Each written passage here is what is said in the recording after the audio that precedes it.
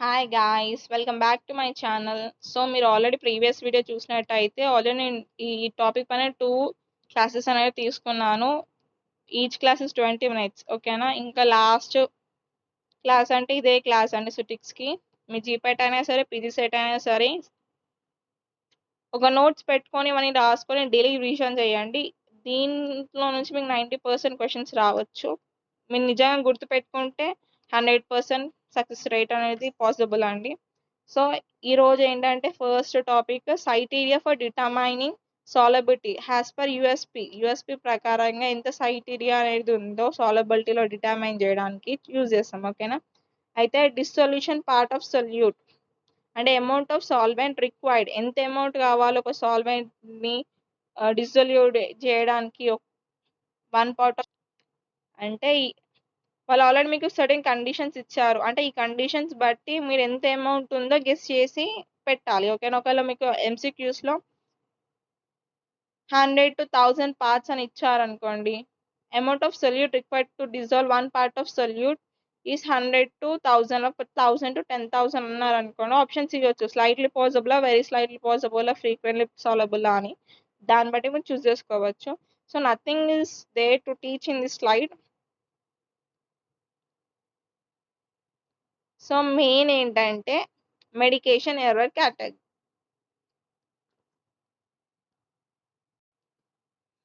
Medication error categories అండి. సో మనకి ఇందులో దగ్గర ఓన్లీ ఐ వరకే కేటగిరీస్ ఇచ్చారు.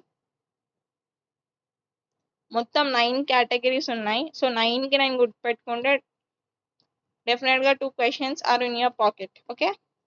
సో 9 కేటగిరీస్లో ఫస్ట్ ఏ కేటగిరీ అంటే ఏంటంటే ఇది అనేది event that has a capacity to cause an error. అంటే దీనికి ఆల్రెడీ ఒక కెపాసిటీ ఉంటుంది. నువ్వు ఏ ఎర్రర్ అయినా చూస్ చేసుకో. అంటే నా దగ్గర ఆల్రెడీ కాన్సెప్ట్ ఉంది, నా దగ్గర ఆల్రెడీ కంటెంట్ ఉంది, నాకు ఆల్రెడీ ఒక విషయం తెలుసు, సో నేను ఎట్లా ఇరికిస్తా అని అంటారు కదా.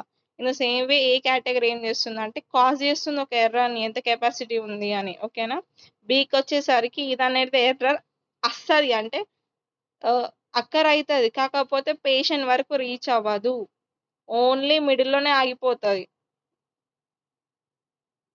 సీకి వచ్చేసరికి ఇది అనేది పేషెంట్కి రీచ్ అవుతుంది, కాకపోతే ఎలాంటి హామ్ చేయదు. ఇప్పుడు మస్కిటో వచ్చి మనం బయట వేస్తుంది, మన పేషెంట్కి రీచ్ అయింది, కాకపోతే మనం హామ్ చేస్తుంది, అందరికీ చెయ్యదు. ఎవరికొకరికి మలేరియా డెంగ్యూ వస్తుంది, అందరికి వస్తుంది, రాదు. డి కేటగిరీకి వచ్చేసరికి ఇది అనేది పేషెంట్కి రీచ్ అవుతుంది, మానిటరింగ్ కూడా అవుతుంది. తర్వాత రిజల్ట్ ఏమొస్తుంది అంటే చెక్ చేసుకున్న తర్వాత హామ్ ఏం లేదు, పేషెంట్ సేఫ్, ఐసీయూ నుంచి షిఫ్ట్ చేసుకోవచ్చు అని చెప్తారు. అలాంటి కేటగిరీని డి కేటగిరీ అంటారు.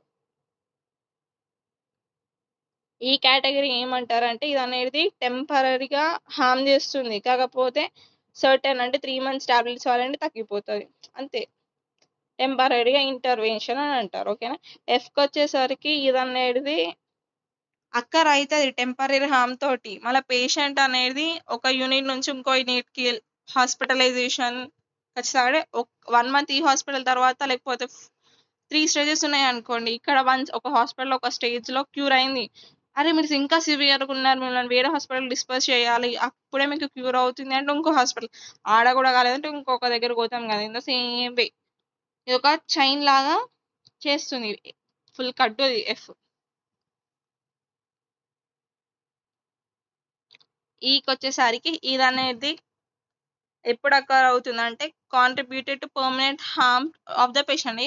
ఒక్కసారి వచ్చిందంటే నేను వదిల బొమ్మాలి అంటా చూసినావా, లాస్ట్ వరకు ఉంటా అని వస్తుంది అది. హెచ్కి వచ్చేసరికి ఇది అనేది ఇంటర్వెన్షన్ నెసెసరీ, అంటే చచ్చిపోయే వరకు అరే చావు చూసి వచ్చినా అంటారు, లేకపోతే కార్నర్ వరకు పోయి నాకు మళ్ళీ లైఫ్ వచ్చింది అనుకుని వెనకకి వస్తారు కదా, అలాంటి కేసు హెచ్, ఓకేనా. ఐకి వచ్చేసరికి పేషెంట్ స్వర్గానికి వెళ్ళిపోయాను, నరకానికి వెళ్ళిపోయాను. సో ఐకి వచ్చేసరికి అయిపోయింది ఇంకా, ఓకే. సో ఈరోజు థర్డ్ స్లైడ్ ఇది,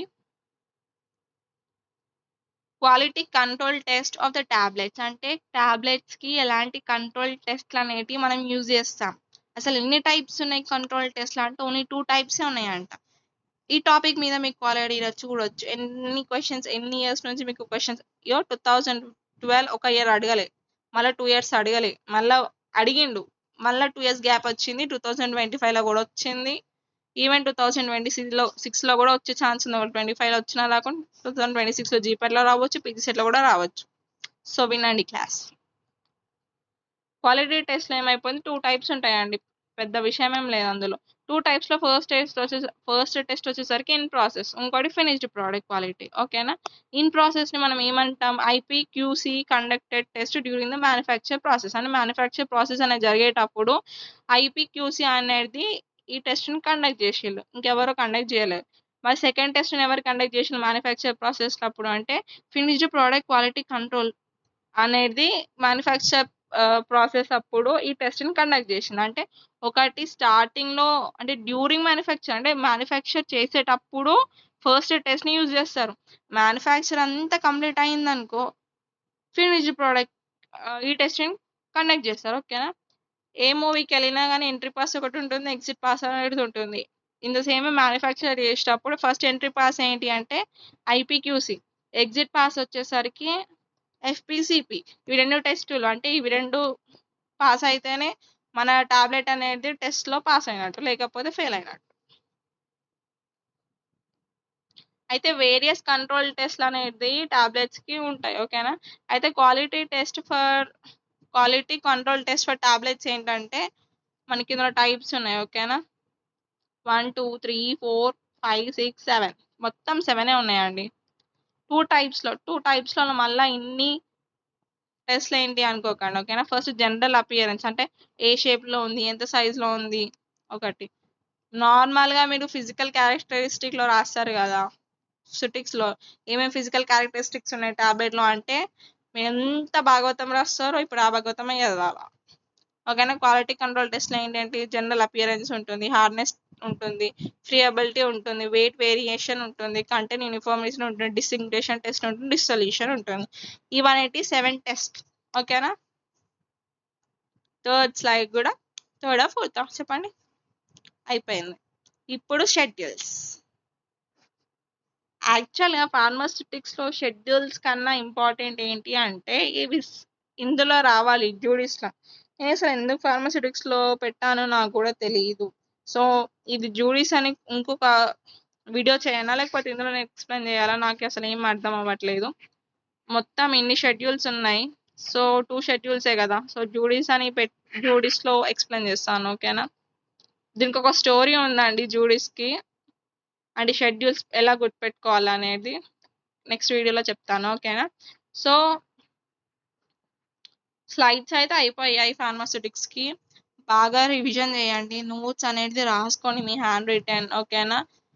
నేను పెట్టేది వీక్లీ 3 వీడియోస్, లేకపోతే లాస్ట్ 2 లేకపోతే 4 కన్నా మించి నేను పెట్టాను.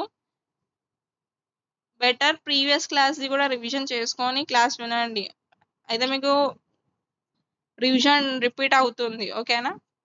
Guys please like, share and subscribe. చాలా నేటివ్ స్లాంగ్లో నీట్గా ఫ్రెండ్తో డిస్కస్ చేసినట్టు వీడియో చేశాను. పిచ్చి కామెంట్స్ అస్సలు చేయకండి. ఓకేనా. సపోర్ట్ చేయండి. ఓకేనా. బాయ్.